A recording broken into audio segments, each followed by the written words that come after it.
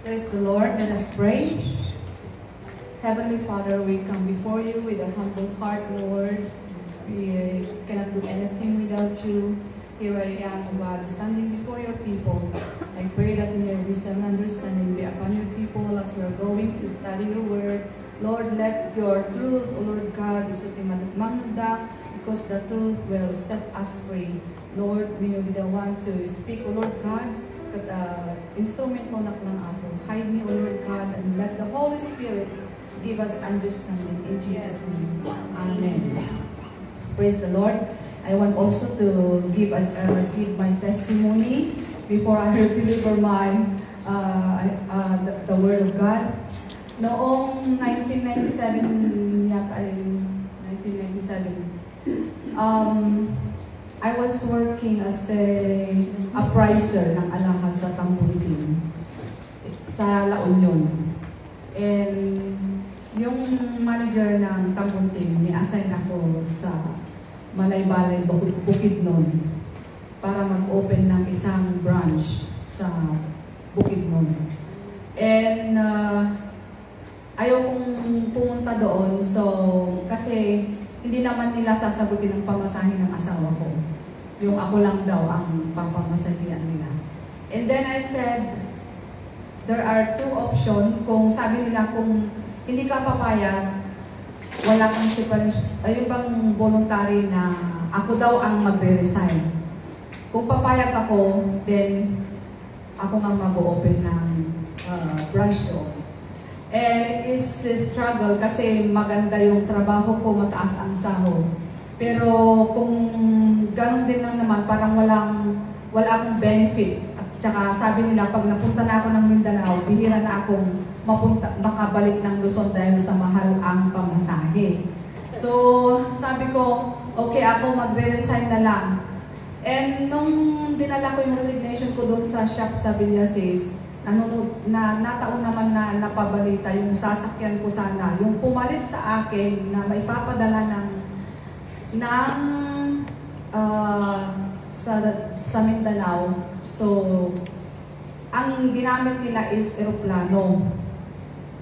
And then yung pinaka-head namin, nagbarko. Andun ako sa shop nung malaman ko na bumagsak yung eroplano sa Tacloban. Kaya sabi ko, this is second life. Kung siguro sumama ako doon sa Tacloban, sa Malaybalay, Bukidnon, baka wala ako dito sa Hong Kong. At yun pala, may plano pa rin ang Diyos sa akin dahil nakilala ko kayo at ngayon nandito ako sa harap niyo para ibahagi ang salita ng Panginoon. Amen? Amen. Praise God. Ngayon, ang mapapag-aralan natin is about justification and sanctification that leads to glorification. Okay. A little bit of introduction sa topic natin. The children of Israel experienced from Egypt to Canaan ang pag-aaralan natin. Parallel ito sa Christian spiritual journey natin. Bilang mga Kristiyano, tayo ngayon, from bondage of sin to final struggle before going to heaven. So, alam natin na lahat tayo, kahit mga bagong panganak pa lang, meron na tayong kasalanan. So, hanggang lumaki tayo, may mga bondage ng kasalanan na nasa atin na. Kaya kahit yung mga bata, hindi man natin tinuruan na magsinungaling, magnakaw. Pero bakit ginagawa nila yon? Wala namang nagtuturo sa kanila na magmura. Pero alam na nilang magmura, di ba? Dahil nga sa kasalanan na minana natin. So, bago tayo lumayo doon, magbiyahe muna tayo kasi samahan natin ang mga Israelites noong lumabas sila sa Egypt. Okay, so I would like to open in Exodus chapter 13, verse 21 to 22. So dito, sa Exodus chapter 12, verse 21 to 22, nung nakalabas na po ang mga Israelites, ang children of Israel, nakalabas na sila, hindi po sila pinabayaan ng Panginoon.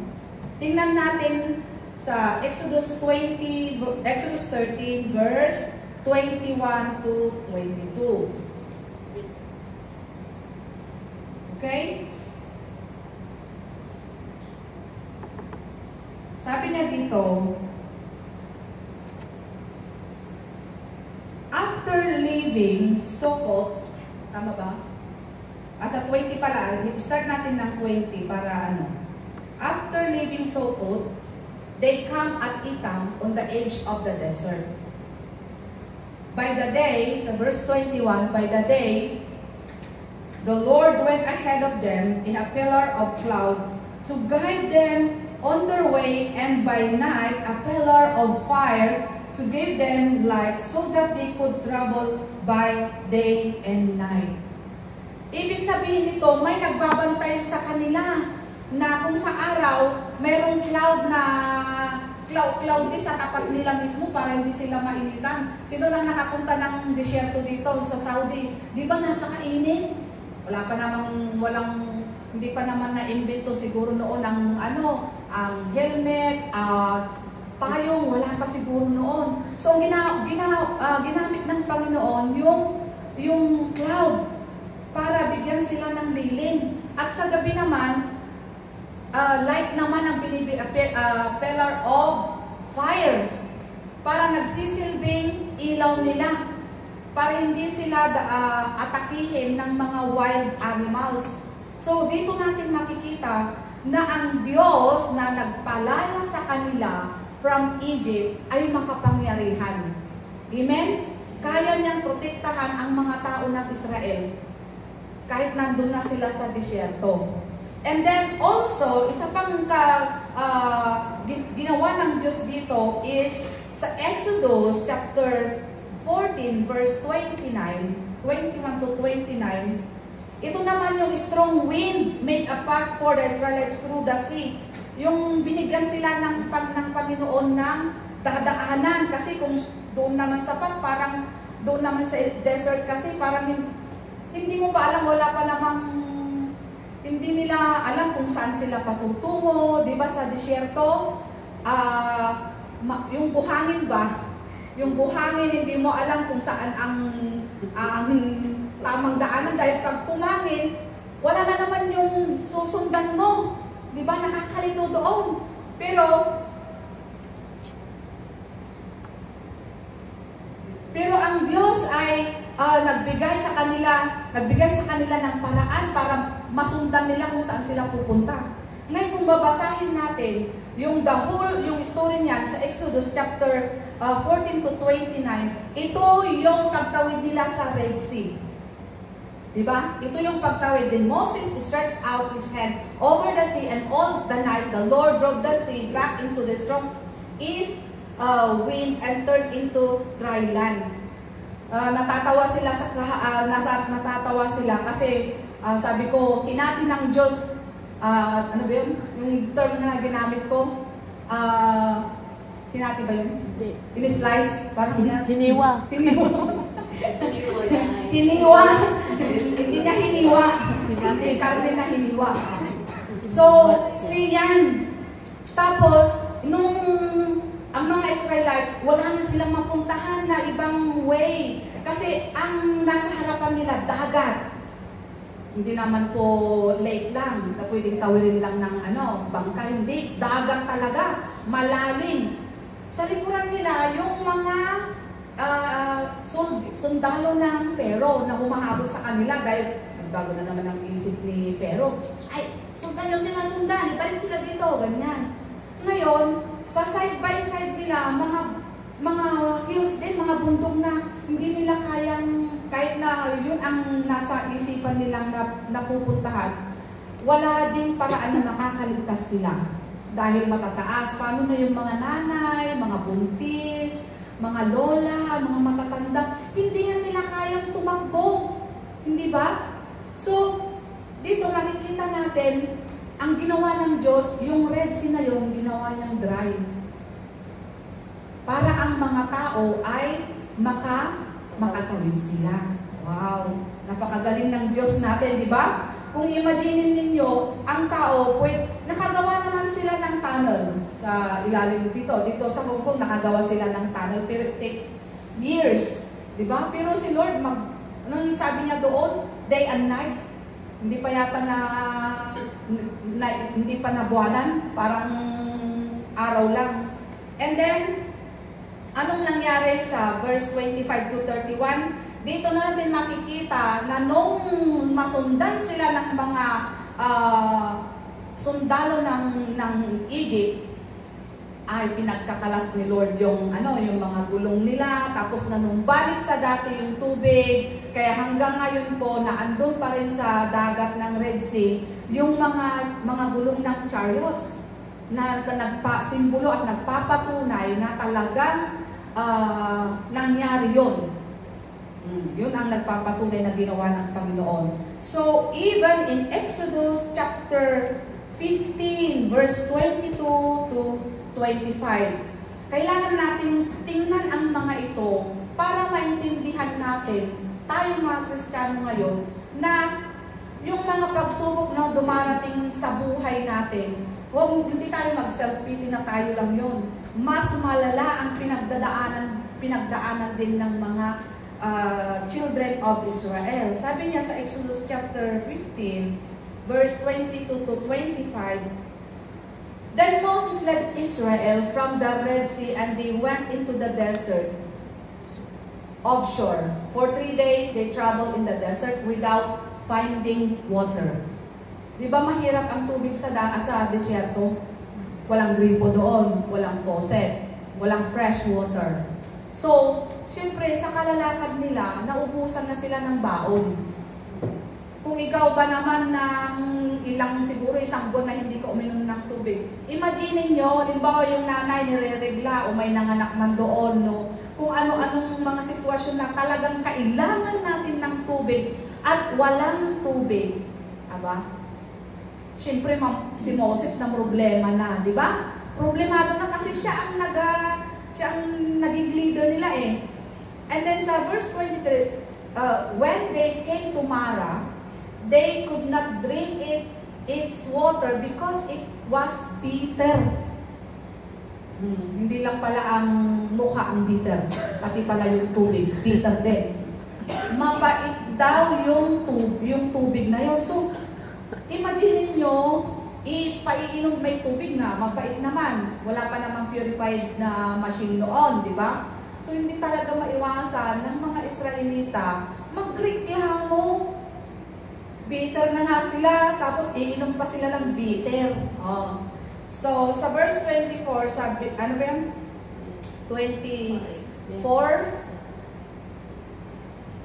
So, the people grumbled. Yun na nga sinasabi ko. Against Moses saying, what are we to drink? So, understood na, given na yan sa taong mareklamo, pag hindi mo na place, talagang magre-reklamo pa rin, di ba? Sa 25, then Moses cried out to the Lord, and the Lord showed him a piece of wood. He threw it into the water, and the water became sweet. There the Lord made a decree and a law for them, and there He tasted them. You see? Talagang pinahintulot ni Lord na ma-experience nila ito para maitakita na naman ang kapangyarihan ng Diyos from bitter to better. Di ba? So, naging sweet yung tubig. Nakukuha nyo yung kababalaghan, yung kapangyarihan ng Diyos na ginawa niya nung panahon na yon. So, next is Exodus chapter 16 verse 4. Ito na yung, then the Lord said to Moses, I will rain down bread from heaven for you. The people are to go out each day and gather enough for that day. In this way, I will test them and see whether they will follow my instruction. Kung babasahin natin talaga yung sa simula pa niyan, nagre-reklamo na naman sila. Wala daw silang makain. Kaya sabi ng Panginoon, okay, magpapaulan ako ng mana. According sa nabasa ko, ang sabi niya, ang mana daw parang mas masarap pa sa wafer. Siyempre naman, langit ang nag-bake. Doon nila binake nila sa langit, di ba? O, siguro ang mga kompleto ricados, mga angels siguro. Baka may mga baker din na, na angels, no? Pero wala akong nabasa. Naisip lang ba? Naisip ko lang ba? Siguro may mga baker din doon, kaya masarap ang Mana. tinapay na mga nalaglag yung mana. Pero wag niyo akong pagbintangan na dinadagdagan ko yung, nag-imagine lang po ako. So, sabi niya dito, na even in 13, siyempre ang mga tao ng mga Israelita, reklamado, hindi na lang nakontento na naman sa mana na kinakain nila araw-araw. Hindi na sila magluluto. Lalabas lang sila ng bahay, andun na yung mga tinapay, yung mana. Ay, ang mga Israel, sabi nila, sawa na kami sa mga mana. Gusto rin namin makatikim ng karne. Ano na naman sila? Nag-request na naman, sa bagay naman po, hindi naman po maramot ang Diyos. Diba? Minsan tayo nga, Lord, parang gusto ko rin ng ganito. Diba? So, nag-request na naman sila ng karne. Anong ginawa ng Lord? That evening, quail, tama ba yun? Quail came and covered the camp, and in the morning, there was a layer of dew around the camp. Itong mga ibon, hindi na sila gumamit ng tirador. Hindi na rin sila gumamit ng kung ano-ano para mahuli. Kusang mga ibon, nagsidapuan sa kanilang mga tent at nanguha na lang sila. Yung iba siguro, lechon na. Yung iba, adobo na. Ang mga, at least nakatikim sila ng karne. Okay, next is in Exodus 17 verse 2.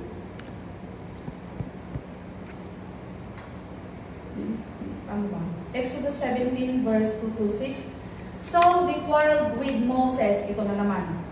They quarreled with Moses and said, "Give us water to drink." Naubos na siguro yung kinuha nila na mga baon nilang tubig galing doon sa Mara na tubig. Ito, naubusan na naman. "Give us water to drink." Moses replied, "Why do you quarrel with me? Why do you put the Lord to the test?" Sabi niya ganyan. And then, but the Lord people thirsty for water. But the people were thirsty for water there. And they grumbled against Moses. They said, "Why did you bring us out to Egypt to make us and our children livestock die of thirst?" Then Moses cried out to the Lord, "What am I to do with these people? They are almost ready to stone me." Minsan nakakaawa din si Moses. Siya yung nagtapunan ng reklamo ng mga tao. Siya ang may, ang burden niya yung mga tao. Lahat ng sumbong, reklamo, ng grumbled nila kay Moses. And the Lord answered Moses, walk on ahead of the people, take with you some of the elders of Israel, and take in your hand the staff with which you struck the Nile, and go. And verse 6, "I will stand there before you by the rock of Horeb. Strike the rock, and water will come out, for it is for the people to drink." Then Moses did this in the sight of the elders of Israel. May tubig na namang lumabas. You see how powerful God is. Tinuktok na lang, strike na lang niya yung rock, lumabas na ang tubig. Napaka makapangyarihan ng Diyos na pinaglilingkuran natin. Amen? Kaya ko pinapakita itong mga miracle ng Panginoon para masatisfy tayo na hindi pumali yung sinundan natin. Yung Diyos na pinaglingkuran natin, the God of Israel, is the same God we are serving now. Okay, so even in the Exodus chapter 19 verse 2,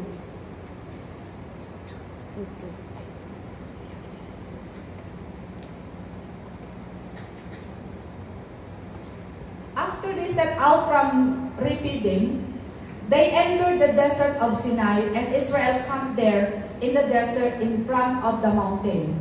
Okay, next. Then Moses went up to God, and the Lord called him from the mountain and said, This is what you are to say to the house of Jacob, and what you are to tell to the people of Israel. Go on. You yourselves have been seen what I did to Egypt, and how I carried you on eagle's wings and brought you to myself. Hanggang 6 tayo. Now, if you obey me fully and keep my covenant, then out of all the nations you will be my treasure possession, although the whole earth is mine. You will be for me a kingdom of priests and holy nation. These are the words you are to speak to Israel. And verse 7, sabi niya, after that, 16 verse 21, chapter 16, verse 16 to 21. Sa 19. Exodus 19. On the morning the third day, there was thunder and lightning with thick cloud over the mountain and very loud trumpet blast. Everyone in the camp trembled. Dito natin, then Moses led the people out of the camp to meet with God, and they stood at the foot of the mountain. Dito yung nagsalita ang Panginoon na talagang ang Diyos na pinaglilingkuran, ang Diyos na nag-save sa kanila ay totoo. Pinapatunayan lang ng Panginoon na ang sinusundan nila, talagang si Moses ang inappoint ng Panginoon. And lastly, tingnan din natin, marami pa pong mga miracle na ginawa ng Panginoon. Lastly is hindi pa pala, Number chapter 21 verse 4 to 9, yon yung sa Number chapter 21, verse 4 to 9.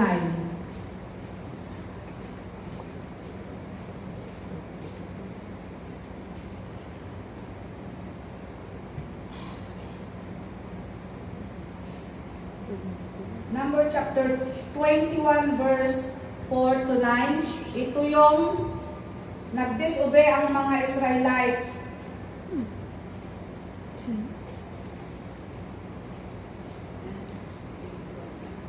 21 verse 4 to 9. They traveled from the Mount of Hor along the road to the sea, Red Sea, to go around Edom. But the people grow impatient on the way. And then they spoke against God and against Moses and said, "Why have you brought us up out of Egypt to die in the desert? There is no bread, there is no water. We detest this miserable food." Mga reklamador talaga. Then the Lord sent venomous snakes among them. They beat the people and many Israelites died. Kaya kung makikita nyo po, pause muna tayo, makikita nyo yung sa ospital, di ba? Yung symbol ng yung symbol nila na cross, tapos may snake. Na sinong medicine, may background sa medicine dito. Di ba? Yung cross, tapos mayroon siyang snake. Dito nila yung kinuha. Then the Lord sent venomous, sa verse 7. Sa verse 7, sabi niya dito, the people came to Moses and said, "We sinned when we spoke against the Lord and against you. Pray that the Lord will take the snake away from us." So kung babasahin pa natin yan, hanggang 9, sa 9 nga sister. So Moses made a bronze snake and put it on a pole. Then when anyone was bitten by the snake and looked at the bronze snake, he lived. So, dyan nila kinuha. I think so. And lastly, the crossing of the people of Israel, crossing of the Jordan sa chapter 3 ng Joshua. Yun na yung tumawid sila doon. Ganon din ang nangyari. Nakatawid din sila sa dry land. Basahin nyo na lang. So, anong relationship ng pag-aaralan natin sa justification and sanctification that leads to glorification? Para maintindihan natin, ang justification is the act of God who removes sin from every person through repentance. So tayo hindi naman tayo nabun-agin kaagad, di ba? Hindi tayo alam natin na lahat tayo makasalanan. Okay? This is the time when we decide, or when you decide, you and me decide and believe and accept the Lord Jesus Christ as our Lord and Savior and baptism into Him. So yun yung justification. Parang naituro ko rin yung, di ba, ang sabi ng Bible, na ang the wages of sin is death. Okay, dahil tayo po ay makasalanan, anong ginawa ng Panginoon? God sent His Son through Jesus Christ. Kaya sa pamamagitan po ng ating Panginoong Hesus, napawalang sala tayo. In John 3:16 yun nga, sa pag-ibig ng Panginoon sa atin, binigay niya ang kanyang anak. Yung example ko noon na kung mayroon sanang tao na napatunayang nagkasala at ang sentensya niya ay death penalty. There come the stranger at sasabihin niya, wala siyang kasalanan. Instead na siya ang mamatay, ako na lang. Yun ang justification. Yun ang halimbawa ng justification, na instead na tayo ang mamamatay dahil sa ating kasalanan, Jesus came at siya ang umako sa ating kasalanan. So justification is that yung act na din natin na nung nag-repent tayo at after repentance, we undergo water baptism. So, now that we are Christian, tapos na tayo sa justification, nasa proseso tayo ng sanctification. Nasa proseso tayo. So, sanctification means is separation, setting apart, or secretion for God. Yun na yung mag-i-start na tayong mamuhay ng naayon sa kalooban ng Panginoon. Kaya nga sabi niya doon sa 1 John na ang tao na kay Kristo ay hindi na nagpapatuloy sa kasalanan. Ibig sabihin na may mga kasalanan pa rin, nakakagawa pa rin tayo ng mistakes na hindi natin sinasadya, pero hindi na intentionally, hindi na nagpapatuloy. Kumbaga, magmula nung tinanggap mo ang Panginoon, yung totoong repentance, yung totoong pagsisisi at naniwala ka sa Panginoon, yun yung time na na-justify ka na, meron ka ng relasyon sa Panginoon, at ngayon meron ka ng relasyon sa Panginoon, you are in the process. Binabago na tayo ng Panginoon. Kaya nga sabi ng Panginoon na lahat ng nakay Kristo ay bago ng nilalang. So justification in 1 Thessalonians chapter 5 verse 23.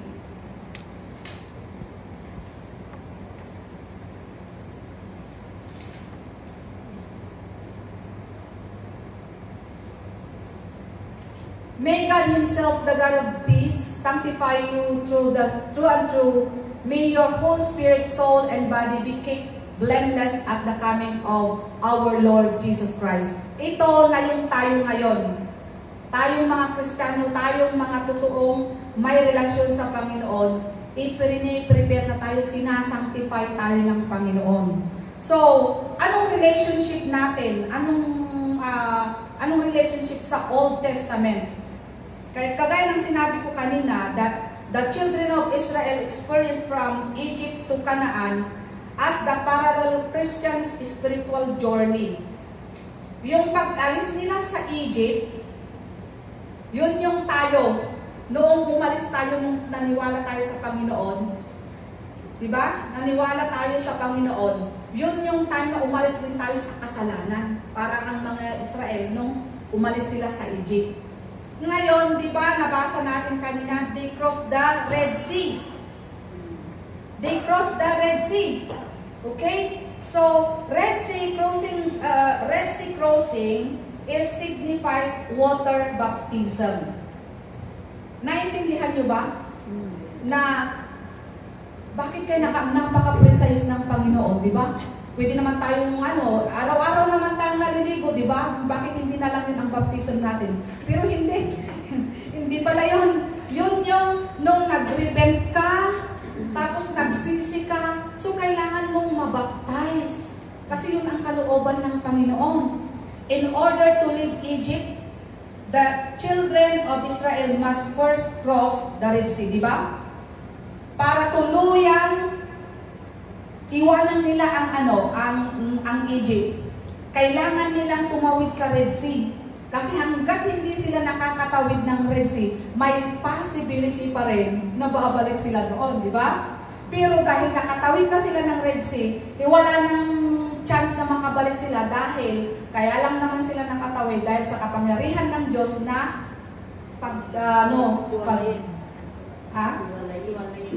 paghiwalayin. Pag-divide. When God divide the Red Sea. Okay? Hindi hiwa. Okay, so yung salita na lang na Red Sea. Kung titingnan natin, Red Sea is a color, di ba? Red. So, red symbolizes the blood of Jesus Christ. So, hindi rin tayo, basahin nga muna natin sa 1 Corinthians chapter 10, verse 1 and 2.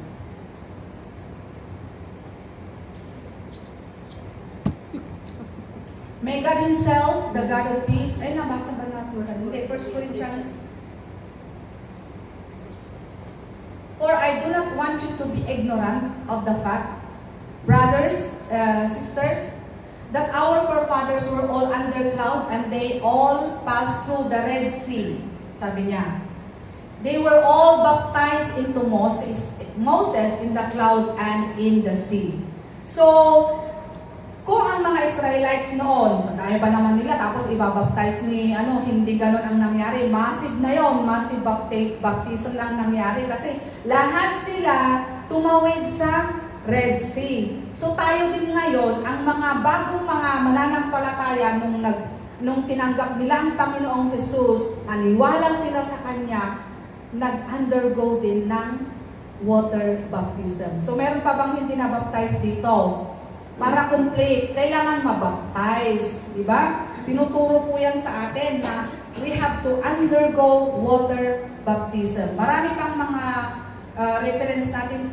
Can we take a look? Acts chapter 2, verse 38. Peter replied, repent and be baptized, every one of you, in the name of Jesus for the forgiveness of your sins, and you will receive the gift of the Holy Spirit. Kaya natin binabasa ito kasi kung nangyari ito sa Old Testament, kailangan gawin din natin dahil ito ay nasa New Testament na. So, if God sent Moses ginamit niya si Moses para sa mga children of Israel, in the New Testament, God sent Jesus, di ba? God sent Jesus. God sent Moses for Israel out of Egypt. And God sent Jesus to provide salvation sa atin ngayon. So, Red Sea symbolized the color red, symbolized the blood, and man's only escape from the bondage of sin through believing and be baptized. Okay? So, nasa first step tayo. Yun yung justification. Okay? Do you believe na na-justified ka na, mga kapatid? Amen. We all justified. Now, dahil buhay pa naman tayo at nasa proseso tayo ng sanctification. Okay?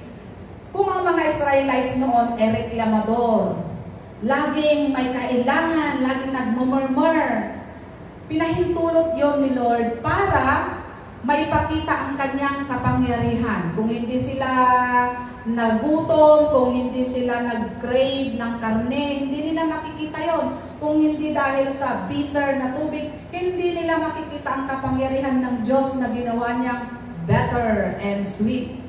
Okay, so from the rock, water from the rock signifies baptism of the Holy Spirit. Exodus 15:20-26, nabasa natin yon, yung about sa yung tubig na mapait. Jesus represent the suffering of our Lord Jesus Christ on the cross. Yun yung bitter. Kung naka-experience sila ng bitter doon, dito naman sa New Testament is Mara represent the suffering of Jesus on the cross.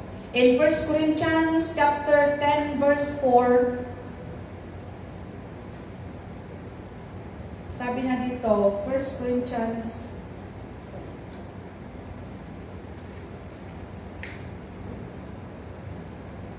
10 verse 4.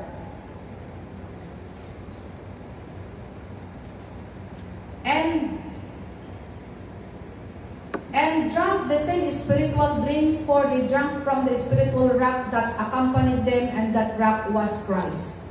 Sabi niya ganyan. So, naka-experience sila sa Old Testament. Tayo naman dito, same spiritual drink, they drank from the spiritual rock. At ang rock na yan ay ang ating Panginoong Jesus. And also in Acts chapter 2 verse 22, and now, what are you waiting for? Get up, be baptized, and wash your sins away, calling on His name. John 4:14.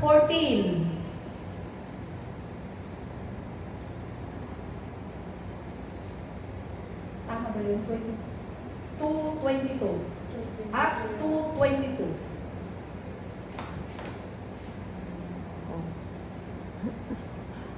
Sorry. Acts 2:22.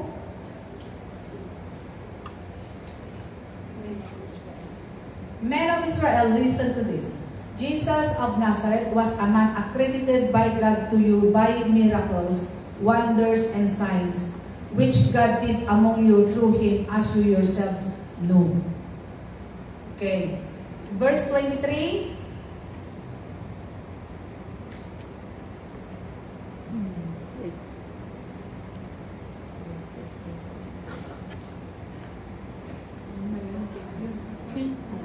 This man was handed over to you by God. God set purpose and foreknowledge, and you, with the help of wicked men, put him to death by nailing him to the cross. Okay, so ito yung nagpapatunay na kung sa Old Testament, naka-experience sila ng bitter, dito naman sa pamamagitan po ng ating Panginoong Jesus, na siyang nag-suffer para sa atin. Remember, na siya nga ang naging substitute instead of us. So He is the one who suffered on the cross. And also the 10 Commandments doon sa Deuteronomy chapter 10 verse 4 to 5, makikita natin doon yung 10 Commandments ng Panginoon. Kung babasahin natin, alam na natin yung 10 Commandments. In Matthew chapter 5 verse 17, Matthew chapter 5 verse 17, sabi niya dito, do not think that I have come to abolish the law or the prophets. I have not come to abolish them, but to fulfill them. I tell you the truth, until heaven and earth disappear, not be the smallest letter, not the least stroke of a pen, will be any means disappear from the law, until evening is accomplished. Everything is accomplished. Anyone who breaks one of the least of these commandments and teaches others to do the same will be called least in the kingdom of heaven. But whoever practices and teaches these commands will be called great in the kingdom of heaven. Okay, so dito sa 10 Commandments in the Old Testament, hindi porke dumating ang ating Panginoong Jesus, i-abolish na yon. Kailangan pa rin isapamuhay natin. Kailangan pa rin natin isapamuhay. So dito natin makikita na kapag pala sanctified na tayo, hindi porke na justified na tayo, babalik na tayo sa pagkakasala. We need to maintain sanctification. So how to maintain sanctification? Kailangan pa rin natin sundin yung 10 Commandments para magpapatuloy tayo sa kalooban ng Panginoon. Hindi porke nag-church ka, save ka na. Diba? So kailangan pa rin natin mapakinggan ang kanyang salita, isagawa ang kanyang salita para hindi mabaliwala yung pinaghirapan ng ating Panginoon. Amen? Okay, another na makikita natin sa sanctification is the crossing of the river Jordan. Nung tumawid din yung mga Israelites noon sa Jordan. Prefigures the washing of feet. Di ba? Ginagawa natin, last na ginawa natin yung washing of feet nung Wafo ba yun? Tama, Wafo. Nung ginawa natin yung washing of feet. Alam niyo po, experience ko rin doon nung ginawa natin yung washing of feet. Hindi ko talaga mapigilan yung lumalakad ka pa lang tapos hinuhugasan ni Bishop yung paa mo. Parang feeling ko na si Lord Jesus yung naghuhugas sa paa ko. And yung iyak ko talagang hindi ko mapigil. Kasi parang nananalamin ka, nakita mo yung sarili mo na ikaw ay makasalanan. Pero God replaced ang ating Panginoong Jesus, siya mismo ang naghuhugas para sa atin. So kung babasahin natin sa Joshua, makikita natin, Joshua chapter 3, makikita natin doon ang pagtawid ng mga Israel. Pakibasa nga natin sa Joshua chapter 3 verse 5 to 6.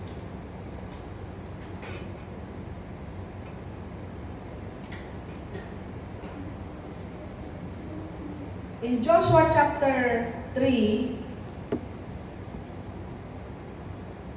verse 5 to 6, sabi niya dito, Joshua told the people, consecrate yourself, for tomorrow the Lord will do amazing things among you. Joshua said to the priests, take up the ark of the covenant and pass on the head of people. So they took it up and went ahead of them. Kung makikita natin dito, pansinin natin na ang mga nauna ay mga priest. Diba? Sila ang humawak ng Ark of Covenant. Kung pupuntahan natin ang John chapter 13, verse 1 to 17, si Jesus mismo, ang kanyang kasama ay ang mga 12 disciples. Sa John chapter 13.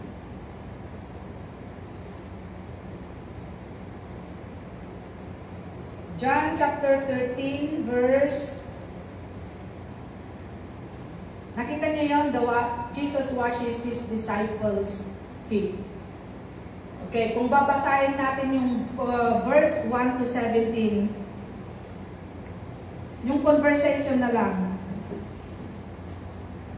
Sabi niya dito sa verse 7, 6 muna. He came to Simon Peter, who said to him, Lord, are you going to wash my feet? Jesus replied, you do not realize now what I am doing, but later you will understand.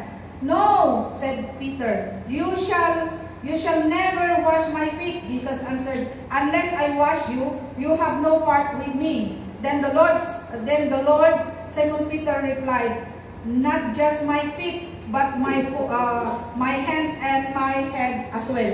Minsan may pagka-ipugaw din si Peter. Parang sinabi din na bakit pa kailangan din natin mag-washing, parang naliligo na ganyan. Pero sabi niya, ayoko, wag mong, siyempre mabaimot siguro nahiya naman siya na yung leader nila, yun ang maghuhugas ng feet nila. Ako rin, nahiya ako noon na ipapahugas ko yung paa ko. Tapos sabi niya, kung hindi mo yan gagawin, wala kang part sa kingdom ko, sabi ng Panginoong Jesus. Ay, sige, karutan ko lang na siguro, haan lang nga tayo sakak. Intiraminti ka nung bagay na, takay na mapabilang ijay kingdom ni Apo Diyos. Ilusok ko niya. Gusto nga, you see, yung pag-cross ng mga Israelites signifies or prefigures the washing of feet. Kaya yung mga ginagawa po natin dito sa church, hindi basta-basta lang na ginagawa na invento lang. Talagang mayroong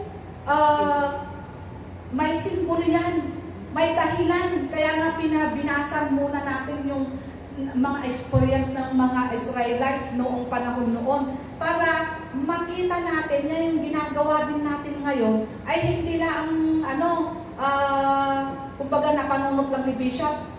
Hindi ganun. Talagang based on the Bible. Okay, so nare-realize na ba natin na itong ginagawa nating pagpupuri sa Panginoon, itong ginagawa nating sacrifices natin ngayon ay isang preparation. This is a preparation para para sa nalalapit na pagdating ng ating Panginoong Hesus. Amen? Amen. Kung hindi nag-perform ng miracles ang Panginoon nung panahon ng mga Israelites, hindi sila magiging matagumpay. Dahil tao lang po sila. Tingnan nyo nga, marami nang namatay na at ang nakarating lang doon ay sina Joshua at Caleb at saka mga next generation na. So para makarating din po tayo sa time na ibinigay ng Panginoon, ay we need to undergo sanctification to lead us into glorification. Amen? Hindi, alam po natin na God will not tolerate sin. Hindi po pwedeng subulan si Lord at sasabihin natin na ilakaman na lang nga ng kararag ko. Wino saan, ikararagan na lang nga ng sikalatanting kag, simbalatanta. Ikaw na lang pumunta ng church, ipag-pray mo na lang ako. Sabi niyang ganyan. So, walang sabi. Kailangan individual.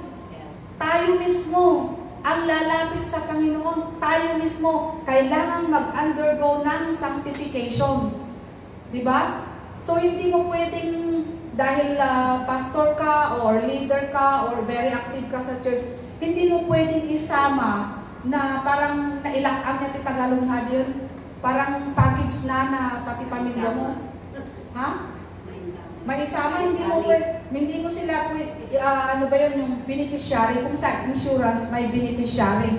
Pero, sa ating salvation, you have to work out by yourself. You have to work out by yourself. Individual po ang ating salvation. So, in Hebrews chapter 12, verse 14, make every effort to live in peace with all men and to be holy. Yeah. Holy, without holiness, no one will see God. Kaya we are on the process. Kaya nga ang isang Kristiyano hindi na nagpapatuloy. Ibig sabihin kung magkamali man, at least hindi mo sinadya. Dahil hindi ka na nabibilang sa mga makasalanan dahil na-sanctify ka na. Hindi mo na dapat ginagawa yung dating ginagawa, yung makamundong ginagawa. Hindi mo na dapat ginagawa dahil sanctified ka na. So we are moving forward into holiness. Without holiness, no one will see God. Amen? Kaya nga, pagka nagkamali tayo, repent ka agad. Diba? Repent ka agad. Dahil pag pinabayaan natin, yung kasalanan natin, ay hanggang sa ginagawa mo, di ba, libasit lang mga baso, kunti lang naman yan. Hindi ka nag-repent, bukas nadagdagan naman, hanggang sa namanhid ka na parang sanay ka nang gumawa ng kasalanan. Hindi mo na napapakinggan ang Holy Spirit. Dahil, hindi ka nagre-repent. So, naging kalos na yung puso ba? Okay na lang din ang magkasala. Pero hindi po yon. Dahil na-sanctified na tayo, kailangan nasa way na tayo ng holiness. And also in 1 Thessalonians chapter 5 verse 23. May God Himself, tama ba? Yes. Yung Hebrew nabasa na natin? Yes. And Philippians chapter 3 verse 20 to 21.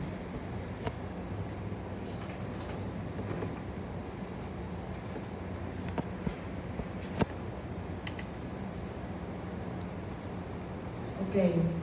But our citizenship is in heaven, and we go eagerly await a Savior from there, the Lord Jesus Christ, who by the power that enables Him to bring everything under His control will transform our lowly bodies so that they will be like His glorious body. In 21, who by the power that enables Him to bring everything under His control will transform our lowly bodies so that they will be like His glorious body. Ito na po yung glorification. Yon yung glorification. So from justification and sanctification, kapag po tuloy-tuloy itong sanctification na ginagawa ng Panginoon sa ating buhay, it will lead into glorification. Para maging katulad din natin ang ating Panginoon na hindi na kagaya ng tayo ngayon, ano ba yun? Yung mortal na body pa lang na nagkakasala, nasasaktan, nag-i-emote. Pero kapag dumating na yung time na kinuha na tayo ni Lord, mapapalitan na ang body na ito, yung unperishable body. Yon, na-reach na natin ang glorification. So sana po, lahat tayo ay masasama sa stage ng or phase ng glorification. Amen? Para hindi na sayang itong ginagawa natin na nag-uupo tayo, nag-offering tayo, nagpupuyat tayo para magbasa ng Bible, nananalangin tayo. Tapos, nasaktan ka lang sa sinabi ni sister, nag-backslide ka mo kasi ano ay ganyan. Di nasayang, di ba? So, paano na yung pinag-pray mo na, Lord, sana maligtas din siya, makilala ka din niya, Panginoon. Siya naligtas. Tapos ikaw, dahil lang sa ballpen na hiniram niya na hindi niya sinauli, nagsakit tinakam mo. Hoy! Ang kanay sa lakanan, gapo lang niya sakit tinakam mo, kabsa. So, let us be careful na tayo ay mapalayo muli sa presensya ng Panginoon. Let us continue to serve the Lord. Let us continue to hear the Lord and let us continue worshiping the Lord para masama tayo sa glorification. Amen? Amen. Adati na adal yung? Amen. Napartakak ba? So, kas dyan, iti sitwasyon tayo, tatakakabsat nga we are still in the process of sanctification because our citizenship is in heaven. So, doon tayo patutungo. Ngayon, kung hindi tayo papasa during our sanctification, ay between you and God, we need to search, kailangan natin magpa-search sa Panginoon at sabihin natin, Lord, am I worthy? Lord, mapapasama ba ako sa glorification? Di ba? So, once again, basahin ko lang yung meaning ng bawat isa na diniscuss natin.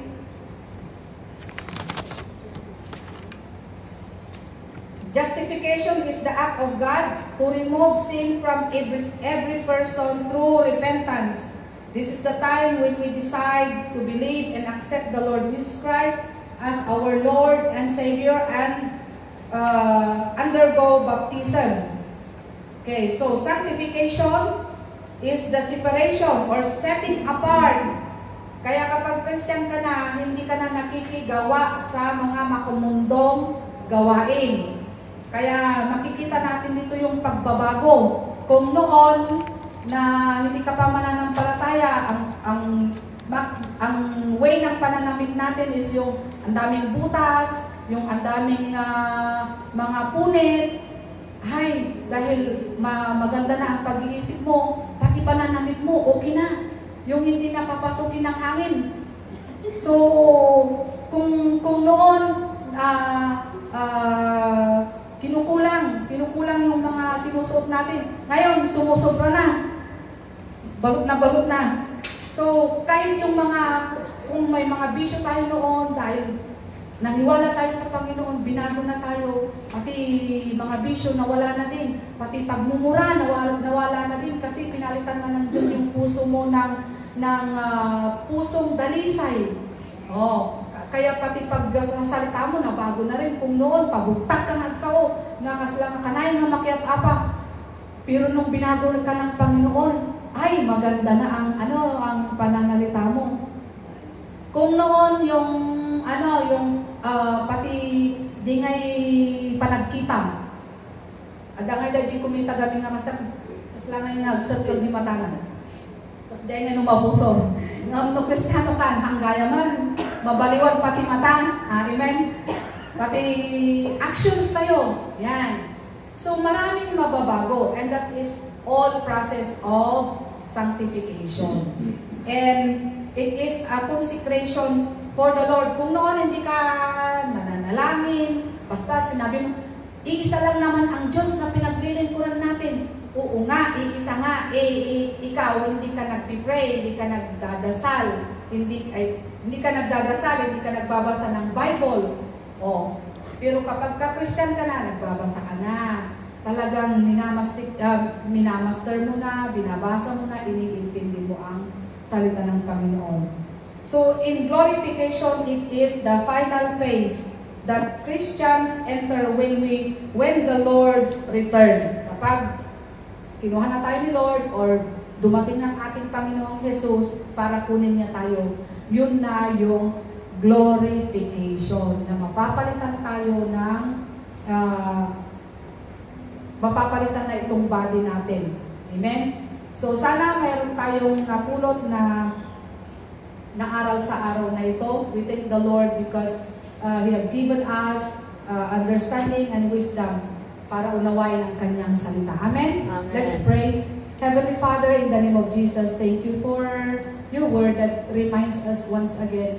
I pray, Lord, that kung ano man po ang pagkukulang ko, Panginoon, ikaw na po ang bahala. Holy Spirit, be the one to enlighten us, be the one to teach us, and give us wisdom, O Lord God. At Lord, speak, O Lord God, to your people with power and authority, O God, para yung pagkukulang ko, Panginoon, na hindi ko man nasabi at hindi ko man na-explain, ikaw, Panginoon, ay mangungusap sa kanila in your own way, O Lord God, in your amazing way. Lord, we thank you, Holy Spirit, because you are here to give us understanding. Lord, we thank you, all glory unto you alone, Lord. In Jesus' name we pray. Amen.